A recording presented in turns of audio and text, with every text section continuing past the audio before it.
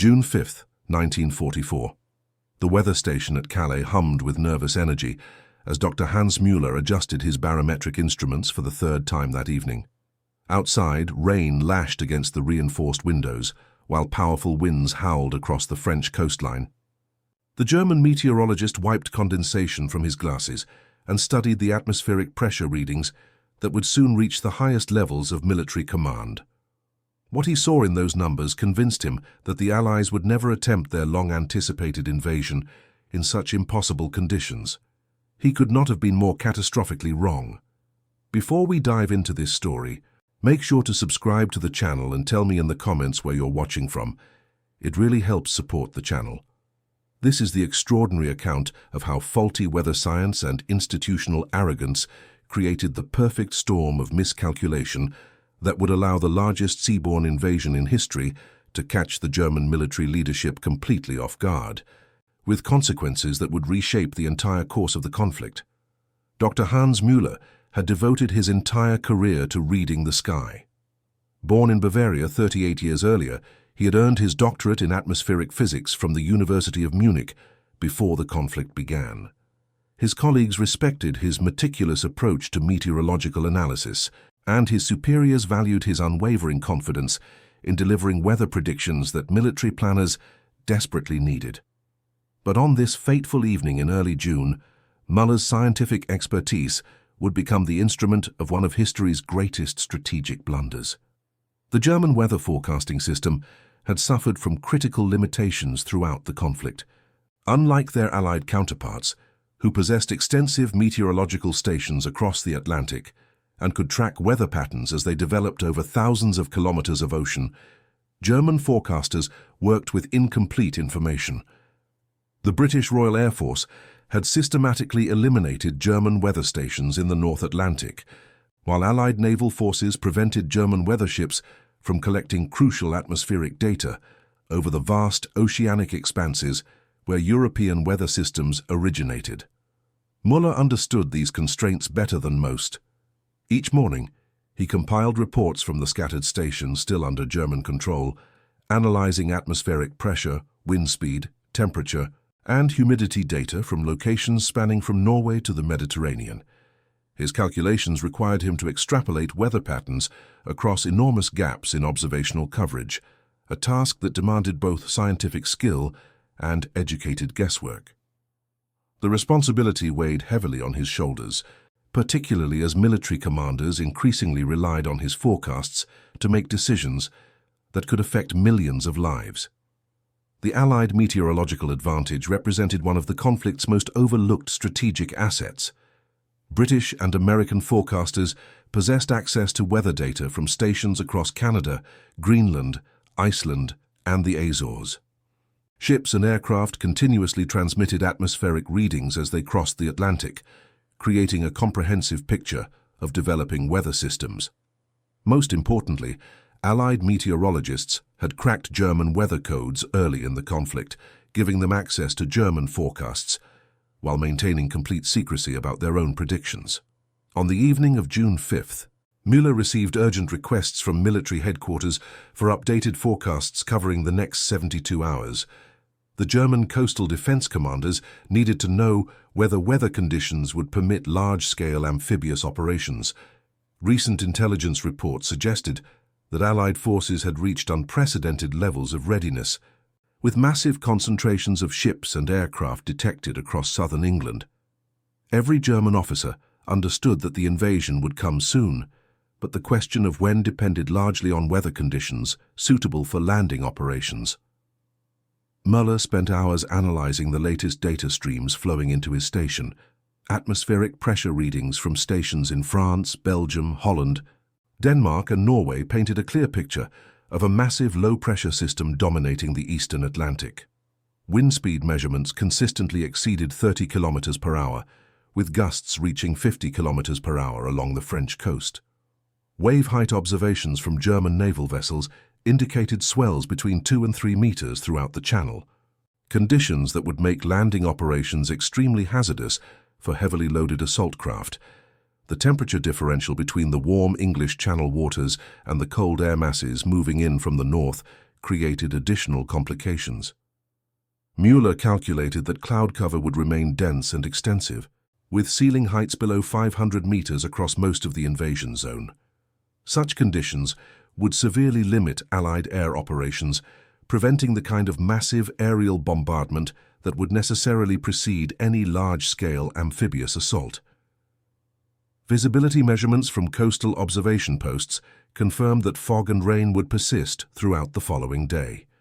Dr. Mueller's counterpart at the weather station in Hamburg, Dr. Klaus Weber, reached identical conclusions through independent analysis.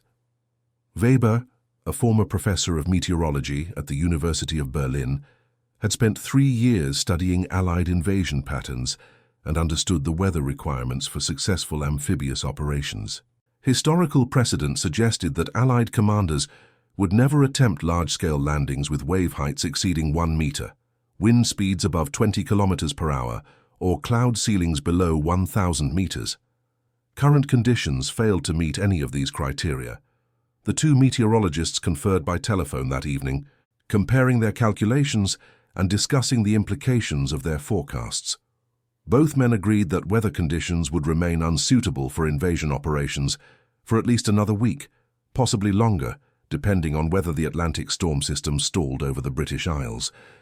Their scientific assessment aligned perfectly with the strategic preferences of German military planners, who desperately hoped for additional time to strengthen coastal defenses and reposition reserve units. Colonel Friedrich Hoffmann, the senior staff officer responsible for coastal defense coordination, received Mueller's formal weather report at 2200 hours on June 5th.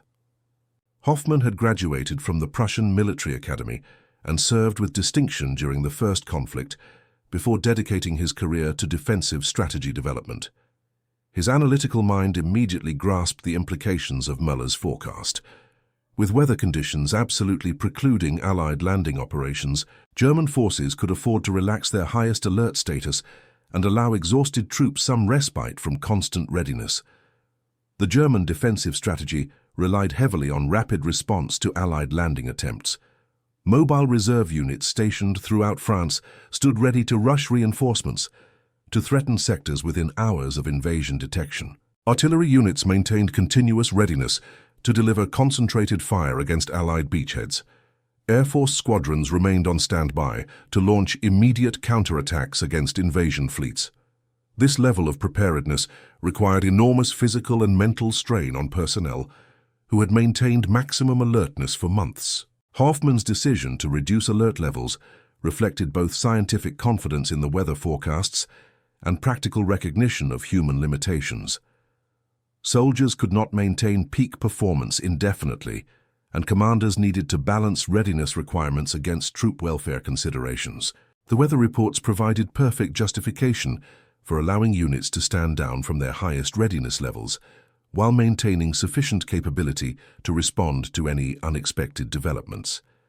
Meanwhile, across the Channel, Allied meteorologists worked with dramatically different information sources and reached fundamentally different conclusions. Group Captain James Stagg, the chief meteorologist for Operation Overlord, had access to weather data that German forecasters could never obtain. British weather stations in Scotland and Ireland tracked the same Atlantic storm system that concerned German meteorologists. But Allied observers possessed crucial additional information about high-pressure systems developing over the Azores and moving northward toward the British Isles.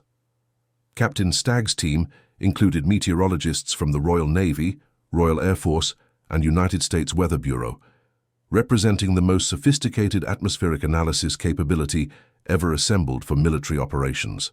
These specialists used advanced mathematical models to calculate the precise movement of competing weather systems and predict their interaction over the Channel region. Their calculations indicated that while conditions would indeed remain poor on June 5th, a brief window of improved weather would develop on June 6th as the high-pressure system temporarily pushed the Atlantic storm northward. The contrast between German and Allied meteorological capabilities extended beyond mere access to additional weather stations. Allied meteorologists had developed superior analytical techniques through collaboration between civilian and military scientists. Universities in Britain and America had devoted enormous resources to atmospheric research throughout the conflict, creating new mathematical models for weather prediction that significantly improved forecasting accuracy. German meteorological science, while individually excellent, had suffered from institutional isolation and resource constraints that prevented similar advances. Dr. Müller completed his final weather summary at midnight on June 5th, confident that his scientific analysis would prevent German military commanders from making any catastrophic errors based on incomplete information. His report predicted continued storm conditions throughout June 6th, with no possibility of significant improvement before June 10th at the earliest. Wind speeds would remain well above acceptable limits for landing operations, wave heights would exceed safe parameters for small craft, and cloud cover would prevent effective air operations. The forecast appeared absolutely conclusive. The German military leadership received Müller's weather assessment with considerable relief. Field Marshal Erwin Rommel, commanding Army Group B responsible for coastal defense, had worried constantly about the timing of the Allied invasion. Recent intelligence reports suggested that Allied preparations had reached completion, creating enormous pressure on German forces to maintain perfect readiness. Müller's forecast provided scientific justification for the belief that invasion remained impossible under current conditions. Rommel himself had planned to travel to Germany on June 6th to celebrate his wife's birthday and attend meetings with senior military leadership. The weather forecast convinced him that such travel involved no risk of missing the invasion. Other senior officers made similar decisions, attending conferences, visiting units away from the coast, or simply allowing themselves brief respites from the crushing stress of constant invasion expectations. The scientific certainty of Müller's forecast created a false sense of security that permeated the entire German command structure. At his headquarters, the German military leadership reviewed the meteorological reports with satisfaction. Recent months had brought increasing pressure as Allied invasion preparations became impossible to ignore. The concentration of landing craft, aircraft, and assault troops in southern England had reached levels that made invasion virtually certain within days or weeks. The weather forecasts provided the first good news in months, suggesting that Allied plans would necessarily face significant delays due to atmospheric conditions beyond human control. The German leader himself received regular briefings on weather conditions and their implications for Allied invasion planning. His advisors explained that Müller's forecasts indicated at least 1 week's delay before conditions would permit large-scale amphibious operations. This timeline would allow German forces to complete additional defensive preparations, reposition reserve units, and possibly launch preemptive strikes against Allied staging areas. The weather had apparently provided Germany with an unexpected gift of additional preparation time. Throughout the night of June 5th, German coastal observation posts reported continued deterioration of weather conditions. Wind speeds increased steadily, wave heights exceeded 3 meters in many areas, and visibility dropped to less than 1 kilometer due to fog and rain. Radio operators transmitted regular updates, confirming that conditions remained completely unsuitable for any form of seaborne operations. Every observation supported Müller's scientific assessment that invasion remained impossible. German naval units used the poor weather as an opportunity to conduct maintenance operations and crew rest that would have been impossible during invasion conditions. Submarine commanders brought their vessels into port for resupply and repair work. Surface ship captains allowed their crews extended shore leave, confident that no Allied vessels would venture into the Channel during such severe conditions. The entire German naval defense structure relaxed its readiness based on scientific confidence in the weather predictions. Air Force commanders made similar decisions, grounding aircraft for maintenance and allowing flight crews to rest after weeks of constant readiness. Fighter squadrons that had maintained continuous patrol schedules stood down to minimum alert levels. Bomber units suspended operations against Allied staging areas, waiting for improved conditions that would permit more effective missions. The weather forecast provided military justification for decisions that commanders desperately wanted to make, but had previously considered too risky. As dawn approached on June 6th, German weather stations continued reporting severe conditions throughout the Channel region. Müller reviewed his overnight calculations and found no reason to modify his earlier forecasts. The Atlantic storm system remained powerful and stationary, with no indications of the high-pressure influence that Allied meteorologists had detected. His scientific instruments showed no improvement in atmospheric pressure, wind speed, or visibility conditions. The first indication that something had gone catastrophically wrong came at approximately 0600 hours when coastal observation posts began reporting unusual engine noises through the storm. Initially, German operators dismissed these reports as impossible, given the weather conditions that precluded any rational military operations. But as reports multiplied and became more specific, a horrifying realization began to dawn on German commanders. The impossible was happening. Allied landing craft had somehow launched, despite conditions that every German meteorologist had declared unsuitable for amphibious operations. The weather forecast that had provided such confidence to German military planning had somehow failed to account for Allied capabilities or determination. What followed was a frantic scramble to respond to an invasion that caught German forces completely unprepared, precisely because their scientific analysis had convinced them it could not occur. Dr. Müller received urgent telephone calls demanding explanations for his failed forecast. How had Allied forces managed to launch successful landing operations in conditions that German science had declared impossible? The meteorologist reviewed his calculations repeatedly, finding no obvious errors in his atmospheric analysis. The storm system had indeed developed exactly as predicted, with wind speeds, wave heights, and visibility conditions all matching his scientific projections. The answer lay in the fundamental difference between German and Allied meteorological capabilities. While Müller's forecast accurately described the weather over German-controlled territory, he lacked access to the crucial atmospheric data from the Western Atlantic that revealed the approaching high-pressure system. Allied meteorologists had detected this system days earlier and calculated its precise timing and influence on channel conditions. Their superior observational network and analytical techniques had identified the brief weather window that German science had missed entirely.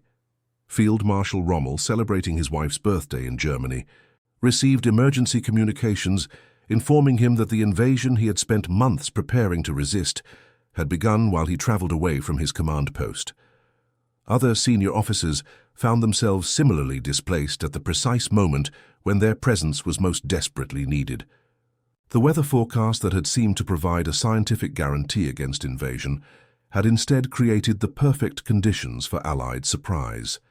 The German military response to the invasion suffered from the cascading effects of decisions made based on faulty meteorological intelligence. Reserve units positioned away from the coast required hours to reach threatened sectors. Air Force squadrons needed time to prepare aircraft that had been grounded for maintenance. Naval vessels faced delays, returning to operational status after crews had been granted shore leave based on scientific confidence that no operations would occur. Most critically, the German leadership himself remained unavailable during the crucial early hours of the invasion. His staff, convinced by weather forecasts that no immediate threat existed, had not established the communication protocols necessary to wake him and brief him on developing situations. By the time senior military commanders recognized the scope of Allied operations and established contact with their supreme leader, Allied forces had gained crucial hours to establish their beachheads and begin landing reinforcements. Dr. Müller spent the remainder of June 6th attempting to understand how his scientific analysis had failed so completely. He reviewed meteorological data from every available station, recalculated atmospheric pressure gradients, and analyzed wind pattern developments. His original forecast remained scientifically sound based on the information available to German meteorologists. The failure lay not in incorrect analysis, but in the fundamental limitations of German observational capabilities. The broader implications of the meteorological failure extended far beyond the immediate tactical surprise achieved by Allied forces. German defensive strategy had depended on rapid response to invasion attempts, with mobile reserves and air support arriving within hours to prevent Allied consolidation of beachheads. The delay in German reaction, caused partly by confidence in weather forecasts that proved wrong, allowed Allied forces the time they needed to establish secure lodgements and begin building up strength faster than German forces could organize effective counterattacks. In the days following the invasion, German military leaders conducted detailed analyses of intelligence failures that had contributed to the disaster. The meteorological miscalculation represented just one element in a broader pattern of German disadvantages in technical capabilities, observational resources, and analytical sophistication. The weather forecast failure symbolized the extent to which German military science had fallen behind Allied capabilities in crucial areas. Dr. Müller continued his meteorological duties throughout the remainder of the conflict, but his confidence in weather forecasting never fully recovered. He understood that his scientific training and analytical skills had been perfectly adequate for the task assigned to him, but that institutional limitations had made failure inevitable. German meteorology operated with incomplete information and inadequate resources, creating conditions where even excellent individual scientists could not overcome systemic disadvantages. The story of the failed weather forecast illustrates how seemingly technical scientific questions could have enormous strategic implications during the conflict. Allied superiority in meteorological capabilities represented just one aspect of broader advantages in scientific research, technical development, and institutional coordination. These advantages accumulated across numerous fields to create decisive superiority in military capabilities that no amount of individual courage or tactical skill could overcome. Years later, historians would recognize the meteorological dimension of the invasion as one of many examples of how Allied advantages in scientific and technical capabilities contributed to their ultimate victory. The weather stations scattered across the Atlantic, the mathematical models used for atmospheric analysis, and the institutional coordination between military and civilian scientists all represented investments in scientific infrastructure that paid enormous dividends when applied to military operations. For Dr. Müller, the failed forecast remained a defining moment that illustrated both the power and the limitations of scientific knowledge. His calculations had been mathematically correct based on available data, but the incomplete information available to German meteorologists had made accurate forecasting impossible. The experience taught him that scientific analysis, however sophisticated, could never transcend the fundamental limitations imposed by inadequate observational resources and institutional constraints. The meteorological failure also demonstrated how overconfidence in scientific predictions could create vulnerabilities that enemies could exploit. German military commanders had placed excessive trust in weather forecasts, allowing scientific projections to override military prudence and common sense. The belief that science could provide certainty about future conditions had made German forces vulnerable to surprise attack precisely when their defenses were most relaxed. And that concludes our story. If you made it this far, please share your thoughts in the comments. What part of this historical account surprised you most? Don't forget to subscribe for more untold stories from World War II and check out the video on screen for another incredible tale from history. Until next time.